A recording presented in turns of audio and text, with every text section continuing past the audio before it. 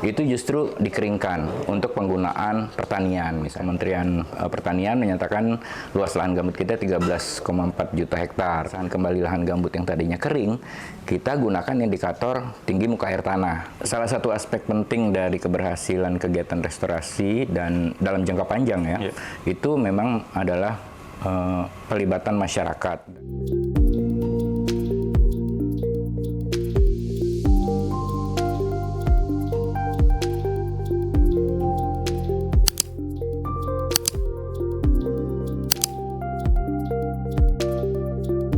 Halo, selamat datang kawan SHK. Hari ini kami kedatangan tamu, Mas Imam Basuki. Halo. Beliau adalah bukan praktisi ya Mas ya, lebih kepada peneliti 20 tahun lebih terkait gambut gitu. Dan beliau juga fokus di manajemen hidrologi juga ya Mas ya, seperti itu. Baik, kawan SHK, ini adalah podcastnya KPSHK. Kita akan memulai podcast KPSHK lagi. Sebagai informasi, kita membahas tema hari ini adalah terkait gambut gitu. Di gambut Indonesia kurang lebih ada sekitar 13,4 juta hektar lahan gambutnya. Itu salah satu yang terbesar di dunia ya Mas ya. Tapi sayangnya semakin di sini lokasi gambut kita juga semakin berkurang. Sepanjang dekade terakhir saja kita lihat sekitar 7,7 juta hektar hutan dan lahan kita terbakar gitu. Banyak diantaranya adalah lahan gambut. Sementara secara deforestasi juga itu belum benar-benar turun gitu. Tahun lalu tercatat antara 175.000 hingga 260.000 hektar hutan hilang, tergantung siapa yang mencatatnya. Nah, angka-angka ini juga membuat kita prihatin gitu. Sebenarnya mereka itu adalah alarm keras gitu bahwa sistem hidrologi gambut kita sedang tidak baik-baik saja. Nah, kali ini di podcast KPSHK kali ini kita menghadirkan peneliti Mas Imam Basuki gitu. Selamat datang Mas Imam. Terima kasih. Senang bergabung di sini. Ya, Mas, kita mau menanyakan sebenarnya terkait gambut di Indonesia ini. Nah, pertama adalah seberapa penting sih gambut di Indonesia gitu, Mas? Sebelumnya terima kasih atas kesempatan untuk ikut serta ya dalam kegiatan dari KPSHK.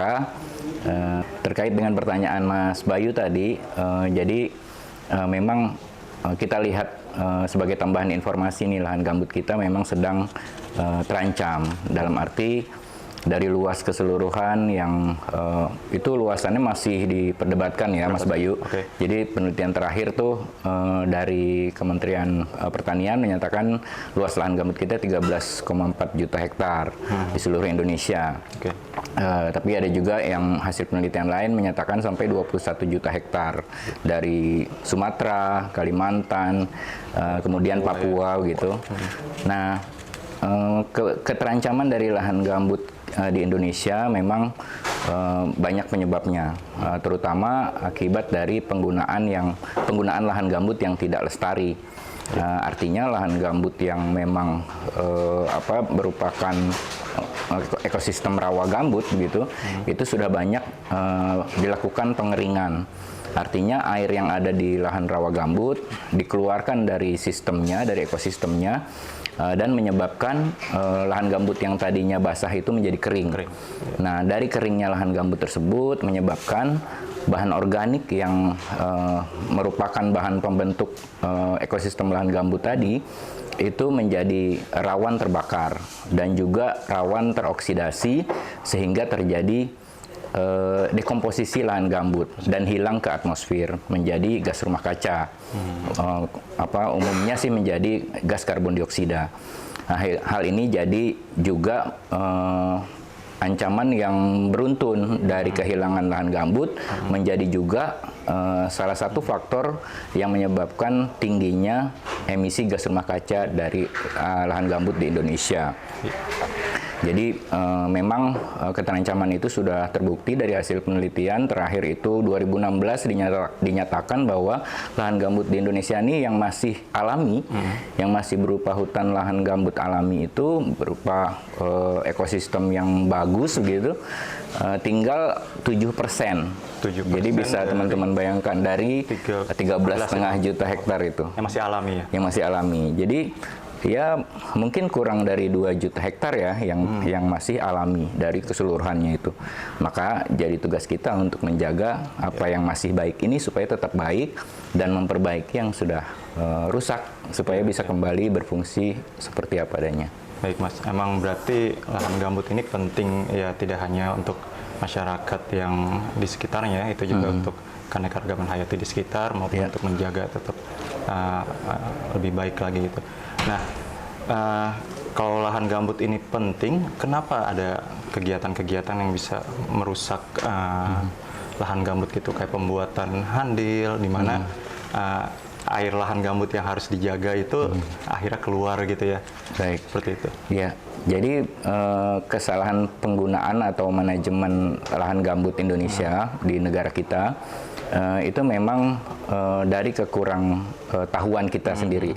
Bagaimana cara merawat supaya ekosistem lahan gambut itu bisa tetap produktif, ya, menghasilkan ya hal-hal yang berguna untuk masyarakat secara umum. Karena kan memang itu ya mandat dari negara kita ya, bahwa hutan dan alam di negara kita itu memang seharusnya sebesar-besarnya untuk kemakmuran rakyat. Hanya karena kekurangtahuan kita bagaimana cara merawat ekosistem gambut supaya produktif dan lestari, maka terjadi kesalahan penggunaan. Misalnya ekosistem lahan gambut yang merupakan ekosistem lahan basah ya. Selain mangrove, lahan gambut ini menjadi ekosistem lahan basah yang banyak tersebar di Indonesia. Itu justru dikeringkan untuk penggunaan pertanian misalnya. Untuk pertanian? Iya, kebanyakan untuk pertanian dan perkebunan. Juga praktek-praktek kehutanan yang harus melakukan pengurangan jumlah air yang ada di ekosistem gambut, sehingga perakaran dari tanaman-tanaman pertanian, perkebunan, dan kehutanan itu bisa difasilitasi hidupnya. Karena kalau misalnya di ekosistem rawa gambut yang tergenang gitu, untuk menanam pohon-pohon baru secara teknik pertanian ataupun kehutanan yang silvikultur begitu, itu tidak memungkinkan secara ini ya, secara teknik budidaya. Jadi harus ada pengeringan. Nah, itu sebenarnya kalau kita cermati secara lebih baik gitu, itu tidak sebenarnya penggunaan ekosistem lahan gambut supaya bisa produktif dan memberikan kemakmuran buat masyarakat, banyak pilihan lain yang tidak harus menyebabkan kerusakannya. Ya, itu bisa kita diskusikan lebih lanjut. Iya, sebenarnya banyak pilihan lain untuk tidak merusak lingkungan, khususnya gambut seperti itu ya.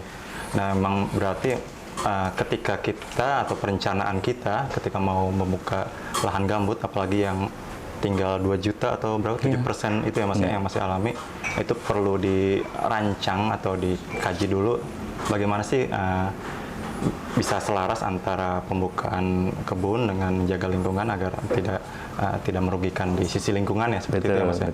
Baik. Nah, berarti kalau kita melihat gambut sehat dan rusak gitu, kalau udah rusak itu kan susah ya Mas ya, mengembalikan ke yang alaminya itu. Nah, ratusan bahkan ribuan tahun itu. Ratusan bahkan ribuan tahun. Karena si gambut itu terbentuk ribuan tahun juga ya. Ribuan tahun. Baik. Nah, itu secara hidrologis atau manajemen hidrologinya apa yang harus dilakukan ya dari pemerintah lah mungkin ya, dari pemerintah dulu atau Oke. Jadi pertama kita bicara tentang ekosistem lahan gambut yang masih bagus ya, yang tadi sekitar 2 juta hektar kurang lah ya. Nah, untuk wilayah hutan lahan gambut yang masih baik, yang masih alami gitu, memang disarankan dari berbagai hasil penelitian yang sudah ada begitu, penggunaan lahan yang tidak mencederai berlangsungnya siklus dari pembentukan ekosistem lahan gambut itu sendiri. Jadi kita bicara nih dari perspektif pembentukan lahan gambut.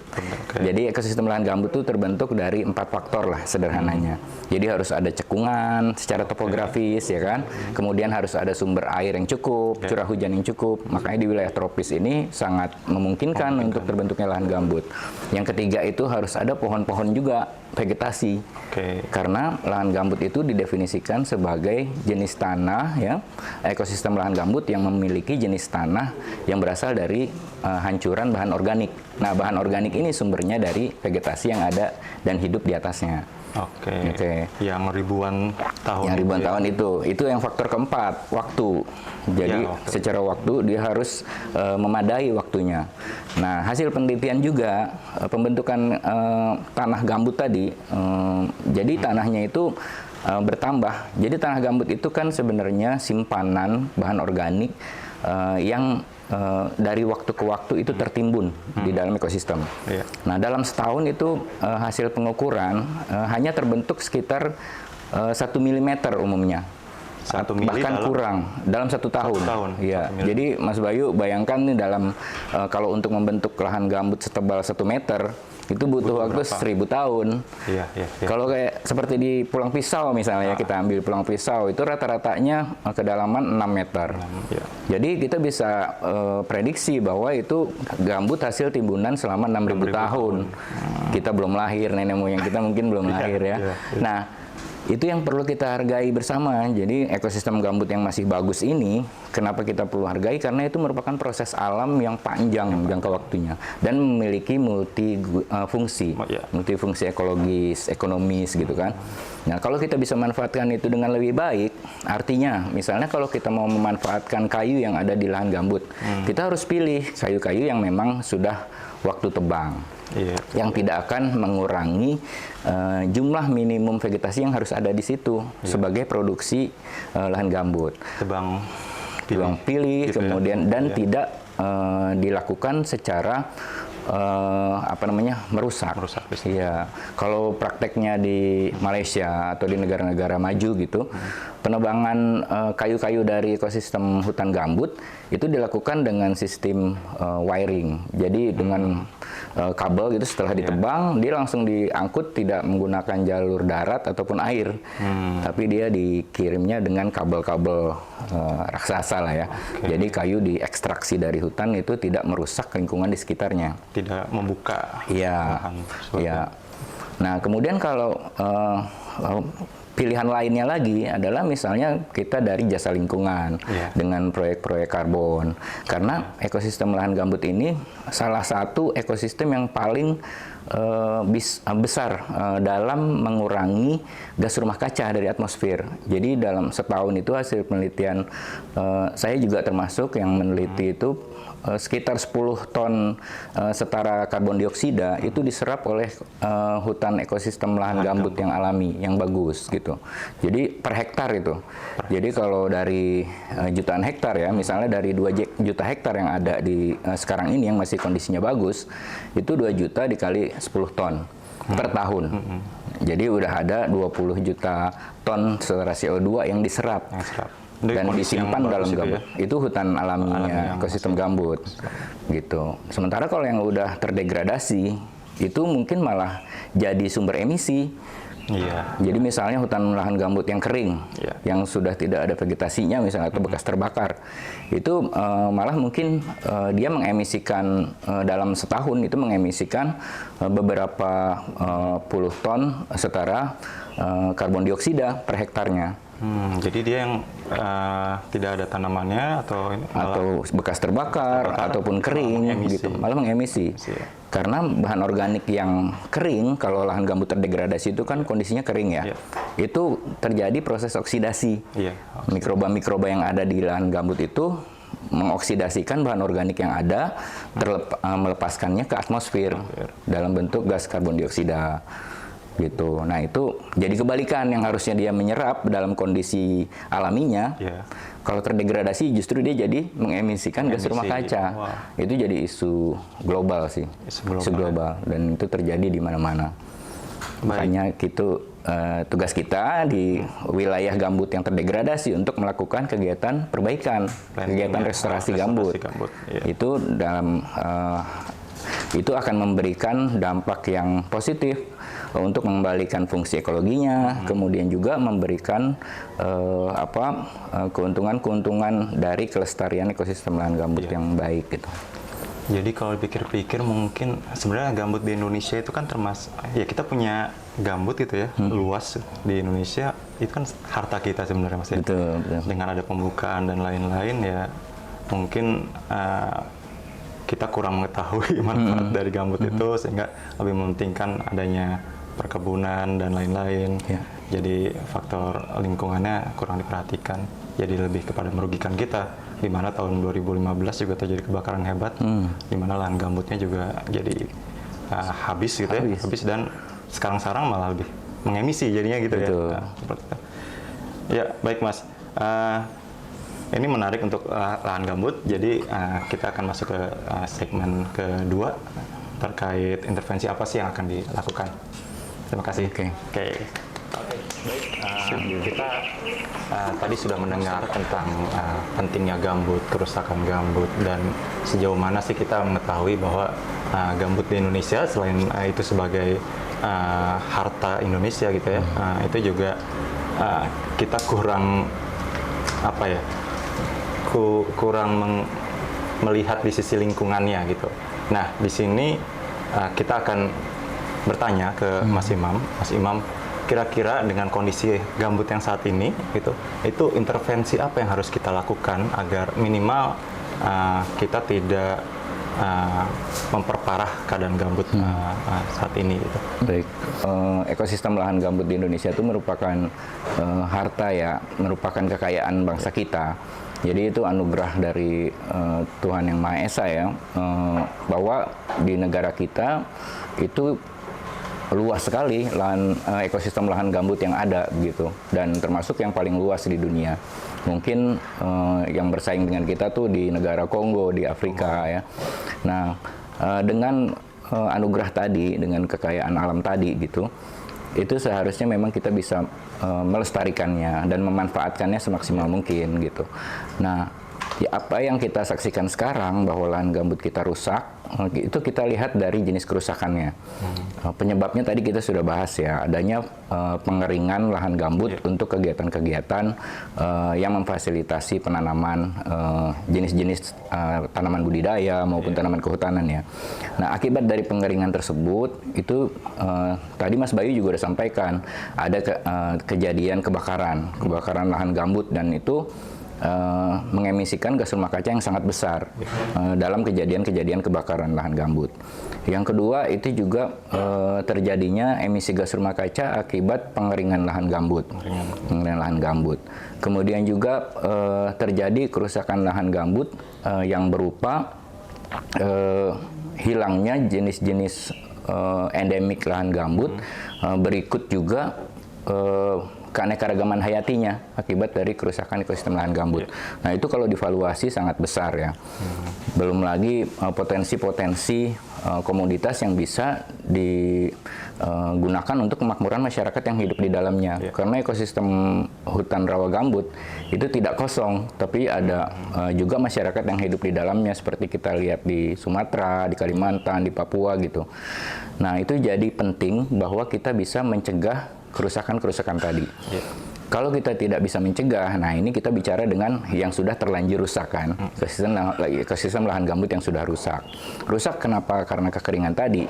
Maka cara memperbaikinya yaitu dengan membasahi kembali lahan gambut yang sudah terlanjur kering tadi. Nah pendekatan kita bisa macam-macam. Jadi kita bisa melakukan penutupan kanal-kanal drainase. Kanal-kanal drainase tadi disebut sebagai handil kalau di Kalimantan kan ya. Di Kalimantan Tengah tuh umumnya disebut handil. Jadi itu dibuat saluran-saluran pengeringan lahan gambut supaya air dari lahan gambut itu keluar dan menurunkan tinggi muka air tanahnya. Itu biasanya digunakan untuk memfasilitasi penanaman jenis tanaman-tanaman pertanian gitu kan. Nah, kanal-kanal drainase itu kita tutup. Kalau itu terlalu sulit, kita juga bisa melakukan penyekatan kanal. Jadi kanal-kanal itu kita sekat menggunakan sekat-sekat kanal, dan infrastrukturnya itu bisa yang dari jenis yang murah sampai yang mahal. Kalau jenis yang murah ya kita gunakan bahan gambut yang dipadatkan yang ada di wilayah sekitar kanal tersebut. Jadi kita yang penting bendung aja kan aliran kanal air dari kanal tersebut sehingga menyetop atau mengurangi jumlah air yang keluar dari lahan gambut. Dan itu juga bisa membasahi kembali lahan gambut yang kering. Memang prosesnya tidak bisa langsung basah kembali, tapi butuh waktu bertahun-tahun. Jadi dia mungkin naik 3 cm, kemudian naik lagi 10 cm begitu sampai dia kembali basah. Dan ekosistem alami lahan gambut itu memang dalam setahun tidak selalu tergenang. Jadi mungkin 6 bulan dia tergenang, 6 bulan biasanya TMAT atau tinggi muka air tanah di lahan gambut itu ada di bawah permukaan. Tapi secara rata-rata biasanya dia dalam setahun itu tinggi muka air tanahnya berada dekat dengan permukaan lahannya. Jadi dia bisa kita bilang basah kembali. Basah, iya. Nah, dengan cara membasahi kembali tersebut, itu dampaknya kita bisa mengurangi emisi gas rumah kaca akibat dekomposisi gambut. Nah, kemudian yang kedua, kita juga bisa mengurangi resiko terjadinya kebakaran. Kenapa bisa mengurangi resiko kebakaran? Karena bahan organik yang basah tentu tidak mudah terbakar, ya kan? Kalau kita lihat dari segitiga api ini, ya, jadi kan ada bahan bakarnya, yaitu bahan organik yang kering. Ya. Nah, kalau itu sudah kita basahi, berarti kita sudah memutus segitiga api tadi. Nah, kalau misalnya kondisi sekarang ini lahan gambut yang kering itu banyak sekali bahan bakar yang tersedia pada saat musim kemarau misalnya. Apalagi kalau ada sumber api yang bisa satu sumbernya dari orang yang melakukan pembukaan lahan misalnya, itu umum juga dilakukan. Nah, kalau zaman dulu pembukaan lahan itu menggunakan api mungkin masih dilakukan secara kearifan tradisional ya. Jadi dia tidak melakukan pembakaran pada saat musim kering. Jadi dia hanya membakar lahan secara terkontrol, ibaratnya gitu. Kalau sekarang mungkin kondisi lahan gambutnya sudah berubah karena lahan gambutnya sudah kering. Jadi kalau tradisi pembakar lahan untuk membuka lahan pertanian misalnya itu dilakukan, otomatis yang terjadi adalah kebakaran lahan gambut yang besar gitu. Ya, karena kondisinya sudah kering si material gitu ya. Kondisi gambutnya sudah kering, sudah rusak. Pas angin besar gitu. Nah, itu lebih parah lagi yang terjadi Mas Bayu. Itu dia. Nah, kalau misalnya dua hal utama kekeringan dan kebakaran lahan gambut tadi sudah bisa kita cegah, mudah-mudahan vegetasi-vegetasi alami yang biasanya hidup di ekosistem lahan gambut bisa tumbuh kembali di situ. Ya, kita bisa percepat dengan melakukan penanaman di wilayah-wilayah yang sudah tidak ada vegetasinya. Itu untuk mempercepat. Tapi kalau kondisi lahan gambutnya sudah kita kembalikan ke kondisi rawa lahan gambut, otomatis mudah-mudahan vegetasi-vegetasi alami itu akan kembali tumbuh di situ. Itu namanya restorasi ekologis. Restorasi ekologis. Iya, jadi kita hilangkan faktor-faktor yang merusak ekosistem lahan gambut itu. Ya tadi, jadi kanal-kanal drainasenya kita hilangkan. Jadi kita timbun atau tidak ada pembukaan hutan lagi begitu. Ketika ada pembukaan itu ditutup dengan sekat kanal gitu, ya. Terus diintervensi dengan kegiatan penanaman kayak gitu. Betul. Cuma kegiatan penanaman ini kan kadang ada yang menanam bukan tanaman endemik di sekitar situ tuh. Misalnya di lahan gambut tapi nanamnya juga tanaman buah-buahan karena untuk peningkatan ekonomi masyarakat gitu. Nah, itu udah sesuai belum ya? Itu rada bingung juga saya melihat itu tuh. Baik. Jadi kalau saya sendiri ya secara pribadi melihat bahwa pemilihan jenis tumbuhan yang mau ditanam di lahan gambut yang rusak itu memang sangat penting. Satu, dia harus sesuai supaya bisa tumbuh. Ya, Harus sesuai dengan kondisi rawa gambut gitu. Jadi jenis-jenis tumbuhan yang kita tanam harus yang sesuai. Dan juga yang perlu diperhatikan, jangan sampai yang kita tanam itu jenis-jenis yang invasif. Iya. Jenis yang invasif ini adalah jenis vegetasi yang kalau dia hidup, berkembang gitu, dia bisa mendominasi wilayah tersebut sehingga vegetasi alami lahan gambut jadi hilang. Iya, kalah dia ya. Iya, misalnya jenis akasia itu sangat Akasia, invasif iya. tuh. Kalau kita kembangkan, misalnya kita tanam di 1 hektar misalnya, Iya. itu dalam waktu singkat dia bisa menginvasi wilayah-wilayah lain di sekitarnya. Kita Akasia lihat semua banyak jadi. di Sumatera udah banyak sekali itu dari konsesi hutan akasia misalnya. Di sekitarnya itu mau kita yang kita lihat ya akasia juga, anak-anak akasia gitu. Itu jenis invasif dia. Iya. Makanya itu yang harus kita cegah ya, pengembangan jenis-jenis invasif. Kalau jenis buah-buahan yang dimanfaatkan masyarakat itu sangat positif sekali ya, selama dia sesuai untuk Sesuai dengan hidup di kondisi situ. si lahan gambutnya seperti itu. Betul, Mas Bayu. Ya, karena ada beberapa ya mungkin proyek-proyek pemerintah yang melakukan kegiatan penanaman. Emang tujuannya bagus penanaman, tapi yang harus dilihat adalah lokasi penanamannya itu di mana, sesuai enggak dengan kondisi lahan gambutnya, atau ya kalau bisa mengembalikan dengan tanaman-tanaman awal Iya. sebelum hilang gitu tanaman itu ya. Gitu. Baik. Nah, selain itu Mas, kita melihat lahan gambut tadi udah intervensinya dengan sekat kanal, pembasahan kembali, walaupun beberapa sekat kanal juga ada yang seiring waktu gitu ya bisa juga rusak dengan kondisinya gitu. Tapi dengan itu kan kita melihat ada kegiatan untuk menahan air biar tidak terjadi kebakaran lagi gitu kan. Terus perbaikan dari sekat kanal juga pasti akan dilakukan kalau memang sekat kanal itu penting untuk menahan air. Nah, yang pengen saya tanya adalah bagaimana sih cara monitoring gitu kondisi air? Apakah misal masyarakat biasa itu melihat, oke, di sana udah basah nih, berarti kita tidak perlu lagi melakukan penabatan atau pembuatan sekat kanal. Atau misalnya di sisi pihak swasta atau NGO yang melakukan monitoring sekat kanal, apa yang harus dilakukan oleh mereka untuk melihat memonitoring kawasan gambut itu. Oke, menarik sekali Mas Bayu. Jadi pada saat kita melakukan kegiatan-kegiatan restorasi lahan gambut ya, memang sangat penting untuk kita lakukan istilahnya monitoring dan evaluasi. Jadi monitoring dan evaluasi ini gunanya nanti untuk melihat seberapa efektif dampak dari kegiatan restorasi yang kita lakukan. Nah, monitoring ini kita lakukan terhadap indikator yang kita gunakan sebagai penunjuk keberhasilan kegiatan restorasi kita. Misalnya tadi kita ingin membasahi kembali lahan gambut ya. Otomatis kegiatan pembasahan kembali lahan gambut yang tadinya kering, kita gunakan indikator tinggi muka air tanah. Itu bisa kita gunakan.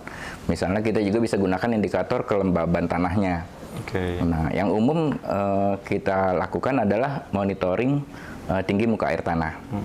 Nah, itu bisa kita lakukan dengan beberapa metode pengukuran di lapangan. Tapi yang paling bagus adalah monitoring atau pengukuran yang dilakukan secara periodik dan dalam jangka waktu yang panjang. Sehingga kita bisa melihat proses transisi dari kondisi lahan gambut yang kering dan rusak hingga menjadi lebih baik. Dari TMAT yang rendah di bawah permukaan tanah secara secara jangka waktu yang lama gitu, kembali mendekati permukaan sehingga akhirnya dia kembali tergenang seperti kondisi ekosistem rawa gambut yang alami gitu. Berarti emang harus ada monitoring periodik gitu ya Mas ya? Iya. Untuk melihat ya berdasarkan intervensi yang kita lakukan juga kan. Gitu. Baik Mas Imam. Kita melihat perlu adanya monitoring dan evaluasi di setiap kegiatan intervensi di lahan gambut gitu. Kita tahu kejadian kebakaran di 2015, kemudian tahun selanjutnya ada BRG dengan kegiatan-kegiatan di beberapa desa gitu, restorasi gitu ya. Terus sejauh mana pemerintah mengintervensi kegiatan yang di mana gambut kita sudah terbakar, terus akan meminimalisir kerusakannya gitu. Saya pengen mengetahui sih sejauh mana pemerintah itu melakukan monitoring evaluasi terhadap kegiatan yang sudah dilakukan gitu. Baik, ya jadi pertama yang terkait dengan kegiatan monitoring, satu dari aspek perencanaannya dulu. Jadi kalau saya lihat sih pemerintah melalui Kementerian Kehutanan ya dan Lingkungan Hidup terutama kalau sebelum ini ya, sebelum yang sekarang itu melakukan pembuatan rencana pengelolaan dan perlindungan ekosistem gambut. Di tingkat nasional itu sudah ada payung hukumnya dan juga pembuatan rencananya. Dalam RPPEG yang disebut RPPEG tingkat nasional itu dibuat rencana kegiatan di level provinsi dan juga antar provinsi untuk semua ekosistem gambut yang ada di Indonesia. Apa saja kegiatan yang direncanakan untuk dilakukan di situ termasuk adalah kegiatan intervensi restorasi gambut yang di wilayah-wilayah yang sudah rusak ya, dan juga untuk perlindungan ekosistem gambut yang masih baik kondisinya. Jadi di tingkat nasional sudah ada perencanaan seperti itu. Untuk kegiatan-kegiatannya memang dilakukan di level kabupaten ya, untuk kegiatan pelaksanaan rencana tersebut. Hanya memang rencana di level kabupaten dan provinsi itu masih dikembangkan hingga saat ini. Belum selesai menyeluruh di seluruh ekosistem gambut yang ada di Indonesia. Untuk kegiatan monitoringnya, upaya yang sudah dilakukan pemerintah yang saya tahu itu memang terutama dilakukan di konsesi-konsesi yang berada di atas ekosistem lahan gambut, terutama dari aspek tinggi muka air tanahnya. Itu sudah harus dilakukan kegiatan monitoring dari waktu ke waktu untuk melihat bagaimana kegiatan-kegiatan perbaikan atau restorasi yang dilakukan di konsesi tersebut berjalan dan berdampak gitu. Hanya PR-nya kalau menurut saya itu adalah di wilayah yang di luar konsesi. Jadi kegiatan BRG dulu ya, itu kan dilakukan di luar kawasan hutan. Nah, pemerintah daerah khususnya itu memang masih kekurangan sumber daya untuk melakukan monitoring dari hasil kegiatan BRGM tadi. Dan itu juga menjadi PR dan sebenarnya perlu dicarikan sumber daya untuk pembiayaan kegiatan baik monitoring maupun juga intervensi kegiatan restorasinya. Karena kegiatan yang dilakukan BRGM itu sebenarnya masih harus terus dilanjutkan karena kan belum semua ya terdampak dari kegiatan restorasi gambut yang ada. Jadi itu masih harus terus dilanjutkan dan juga lebih penting lagi dimonitor dampaknya, apakah sudah efektif dan seberapa jauh capaian restorasi dari ekosistem gambut yang rusak. Itu yang saya tahu. Kopen melihat dampak dari kegiatan BRG gitu ya. Itu seperti apa Mas? Yang kita tahu misalnya kita pembuatan sekat nih, minimal kita harus tahu seberapa luas atau cakupan dari intervensi tersebut, berapa hektar kayak gitu-gitu. Itu ada nilai atau dari TMAT itu sendiri gitu. Kalau kita misalnya memasang atau mengukur TMAT itu bisa terlihat dari situ. Nah, jadi memang kalau untuk kegiatan restorasi gambut, Mas Bayu ya, itu yang dikembangkan oleh BRGM maupun oleh Kementerian Kehutanan dan Lingkungan Hidup itu didasarkan pada kegiatan restorasi berbasis KHG atau Kesatuan Hidrologis Gambut, gitu. Jadi memang tidak bisa dibuat terpisah atau tersekat-sekat gitu, karena hidrologi gambut ini merupakan satu kesatuan yang saling terkait antara wilayah hulu dan hilir gitu. Artinya kalau di ekosistem gambut biasanya disebut puncak kubah dan juga kaki kubah. Jadi bagaimana aliran air mulai dari daerah resapan di ekosistem gambut itu pada saat untuk wilayah-wilayah ekosistem gambut yang hanya dipengaruhi oleh curah hujan ya, tata airnya itu perlu dilihat dan ditinjau bagaimana aliran air mulai dari wilayah resapan sampai wilayah keluarnya air dari ekosistem gambut. Nah, pada saat kita melakukan restorasi, hal itu perlu ditinjau secara menyeluruh. Jadi lintas tadi yang saya sebut misalnya lintas kabupaten atau lintas provinsi gitu kan. Jadi ekosistem gambut itu kadang memang lintas wilayah administrasi. Kalau itu sudah dilakukan dalam suatu kesatuan hidrologis gambut untuk kegiatan restorasinya, itu bisa kita monitor bagaimana dampak dari intervensi yang dilakukan. Nah, tadi terkait dengan pertanyaan Mas Bayu untuk pengukuran TMAT, misalnya monitoring TMAT, itu perlu dilakukan bagaimana apabila kita sudah membangun intervensi sekat kanal, misalnya di beberapa titik dalam satu KHG atau dalam satu kesatuan hidrologis gambut, kita perlu pantau perubahan tinggi muka air tanahnya dari waktu ke waktu baik itu di dekat lokasi-lokasi yang kita pasang sekat kanal maupun di wilayah yang jauh, sehingga kita bisa tahu seberapa besar sih dampak dari pembasahan akibat adanya intervensi sekat kanal tadi. Jadi di 2 titik, yang dekat dengan sekat kanal dan yang jauh dari sekat kanal itu yang harus di... Ya, sebenarnya banyak titik. Kalau untuk monitoring itu kan yang kita lihat dampak wilayah pembasahan. Jadi minimal ada yang mewakili wilayah yang dekat dengan sekat kanal, dan ada juga titik-titik mewakili wilayah yang jauh dari sekat kanal. Nah, kalau secara konsepnya, dampak dari sekat kanal tersebut itu akan menjangkau wilayah-wilayah yang memiliki gradien elevasi maksimal yang bisa dipengaruhi oleh peningkatan tinggi muka air di wilayah sekitar sekat kanal. Misalnya ini lebih teknis ya. Jadi teman-teman pada saat kita men-set up atau membangun sekat kanal, kita coba melihat seberapa jauh nanti kita rencanakan dampak dari peningkatan TMAT dari pembangunan sekat kanal tersebut. Jadi kita sudah bisa rencanakan tuh dengan model hidrologi namanya. Model hidrologi. Jadi kita perlu pada saat kita mau membangun sekat kanal, jangan hanya membangun sekat kanal tanpa perencanaan yang baik terkait dengan dampak yang diharapkan. Tapi kita buat model hidrologinya, kemudian kita set berapa jauh dampak pembasahannya, baru kita pasang atau bangun sekat kanalnya. Dari situ, pada saat kita melakukan monitoring TMAT dari waktu ke waktu, kita bisa tahu, kita bisa kalibrasi model hidrologinya, seberapa besar sih efektivitas dari pembangunan sekat kanal dalam meningkatkan TMAT di wilayah intervensi atau restorasi kita. Berarti di model hidrologi itu mengetahui di mana sih titik yang sesuai untuk pemasangan sekat kanal gitu ya? Termasuk di dalamnya. Gitu ya? Jadi waktu sebelum kita melakukan pembangunan sekat kanal ataupun intervensi-intervensi untuk restorasi gambut, sebaiknya kita melakukan analisis model hidrologi dulu, supaya kita tahu itu di mana sih letak posisi sekat kanal yang efektif untuk meningkatkan TMAT dengan wilayah area pembasahan sekian luas gitu. Jadi berapa jumlahnya itu juga bisa direncanakan gitu.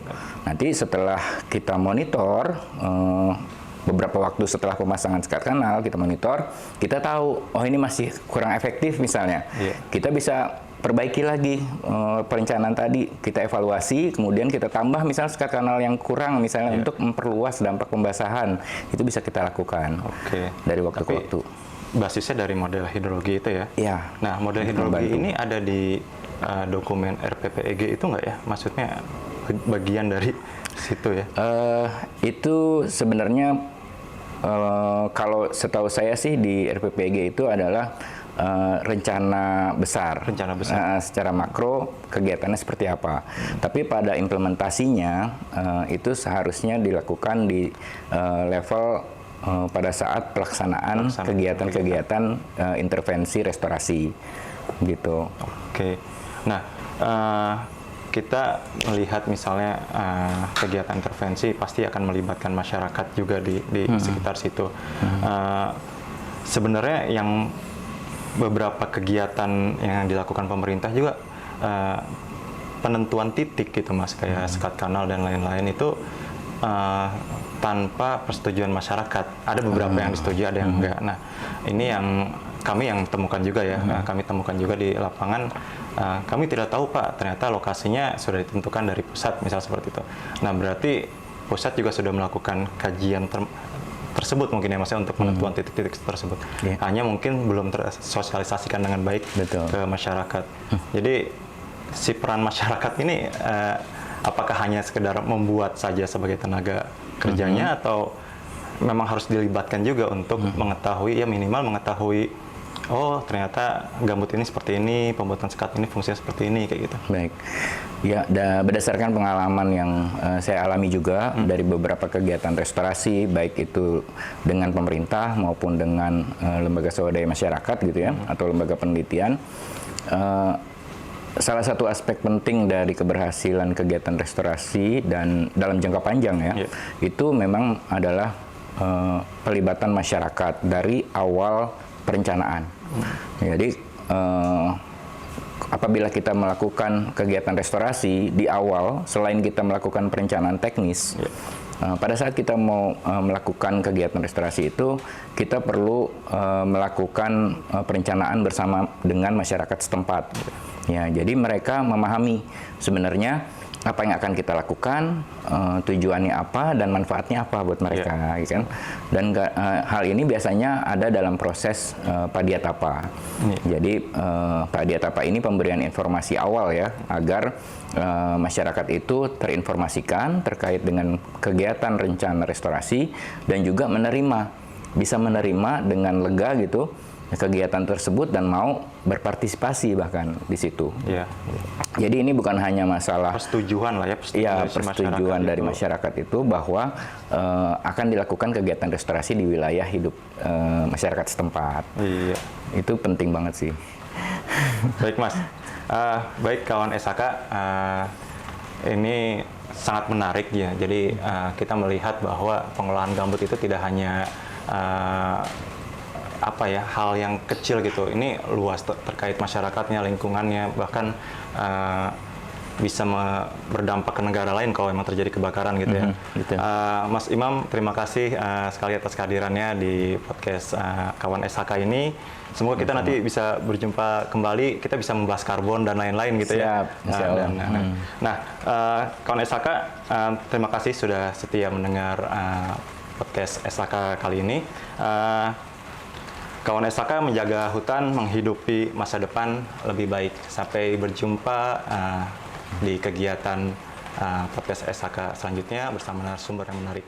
Terima kasih Mas Imam. Terima kasih.